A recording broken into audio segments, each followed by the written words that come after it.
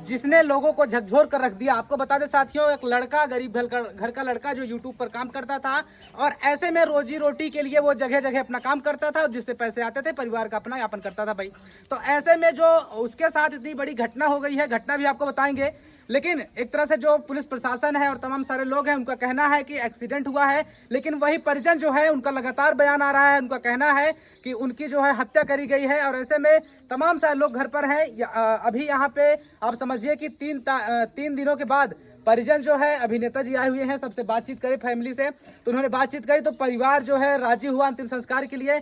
नेताजी क्या नाम है आपका, क्या कुछ घटना है? मेरा नाम वीरेंद्र कुमार वीरूपासी है। मैं संस्थापक सूरवीर योद्धा ग्रुप, एक सामाजिक संगठन हमारा, जिसके जरिए लोगों के लिए जो भी अन्याय अत्याचार होता है लोगों को न्याय दिलाने के लिए काम करता हूँ।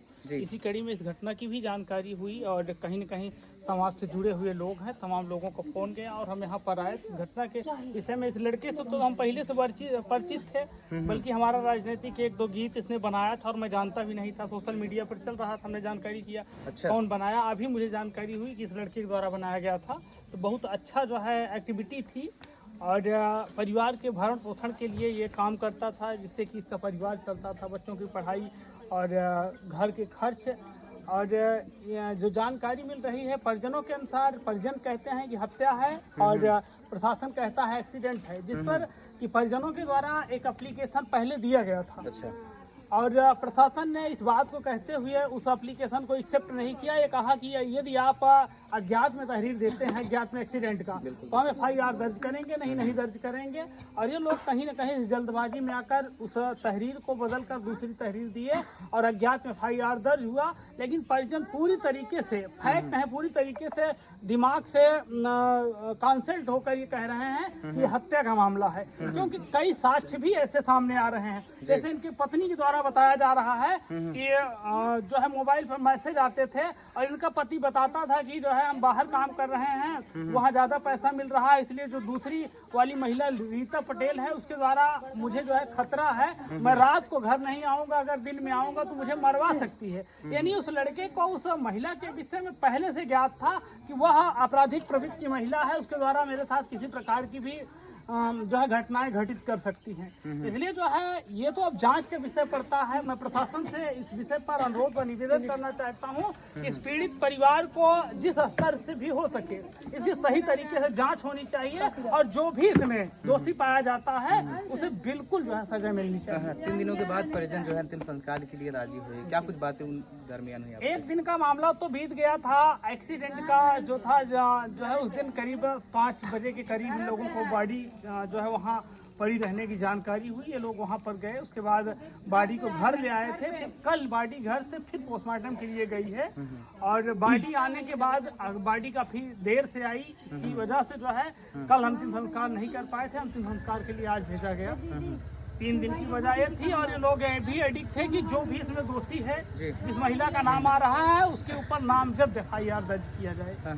इन लोगों की मांगे थी, लेकिन कई साक्ष्य और प्रमाण न मिलते हुए इसे जो है जो अज्ञात FIR दर्ज हुआ है उसी में इनकी बातों को सबमिट करते हुए, इनके बयान को सबमिट करके आगे की जो भी प्रक्रिया है उसमें जो भी बढ़ोतरी करेंगे, जो इसके IO हैं, जो जांचकर्ता हैं, उनके द्वारा इसमें बढ़ाया जाएगा। ये बात हुई है। अब आगे देखा जाता है। बहुत ज्यादा उत्तर प्रदेश के प्रशासन पर जो है न्याय की उम्मीदें बहरहाल नहीं है, क्योंकि ये जो है एक पहली घटना नहीं है।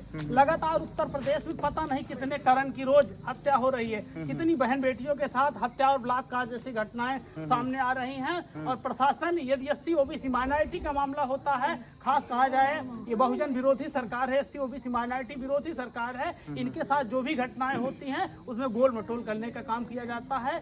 लोगों को सही तरीके से न्याय नहीं मिल पा रहा है। सर, आप सोशल वर्कर हैं, अधिकारियों से क्या कुछ आपकी बात हुई? हमारी इंस्पेक्टर जेठवाड़ा से बात हुई, इंस्पेक्टर लालगंज से बात हुई। इंस्पेक्टर जेठवाड़ा के द्वारा वही सफाई दी गई कि एक्सीडेंट का मामला है। मुझे वहाँ स्थानीय किसी व्यक्ति के द्वारा फोन करके बताया गया PRB पर कि यहाँ इस प्रकार की जो है एक व्यक्ति पड़ा हुआ है जिसको जो है इलाज की जरूरत है और यहाँ से एम्बुलेंस के लिए ले जाया गया। एम्बुलेंस से ले जा रहे थे तो उसे काफ़ी जो है दर्द हो रहा था और उसकी जो है संभवतः रीढ़ की हड्डी टूटी थी, ऐसा इंस्पेक्टर साहब जो है कह रहे थे।